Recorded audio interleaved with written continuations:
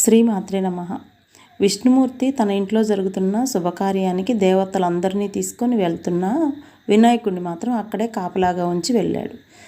వీళ్ళందరూ వెళ్తున్నప్పుడు దారిలో బురద వచ్చి ఆ బురదలో రథం ఒకటి కూరుకుపోయింది. కూరుకుపోతే అందరూ ఎంత ప్రయత్నం చేసినా రథం రాలేదు. ఒకదాని తర్వాత ఒకటి అన్నీ అలాగున్నాయి. అప్పుడు వాళ్ళకేం అర్థం కాక పొలంలో పనిచేసుకున్న రైతుని పిలిచి అడిగారు, ఇతన్ని సహాయం చేసి తీయమన్నారు. అతను వినాయకుడికి నమస్కారం చేసుకుని రథం లాగాడు. ఒకదాని తర్వాత ఒకటి అన్నీ తీసేశారు. అప్పుడు అతన్ని అడిగారు, ఇంతమంది దేవతలను తీయలేకపోయావు, నువ్వు ఎలా తీయగలిగావు, నీ శక్తి ఏంటని అడిగితే, నా శక్తి వినాయకుడు, నేను నమస్కారం చేసుకొని పనిచేశాను అని చెప్తాడు. అప్పుడు దేవతలందరూ విష్ణుమూర్తి కూడా వారి తప్పు తెలుసుకొని ఆ రోజు నుంచి విఘ్నేశ్వరుని తలుచుకుంటేనే ఏ పనైనా అవుతుంది అని చెప్పి ఆ రోజు నుంచి వారు కూడా ఏ పని తలపెట్టినా సరే వినాయకుడినిగా ఆ రోజు నుంచి ఎంచుకున్నారు వీరంతా. శ్రీమాత్రే నమః.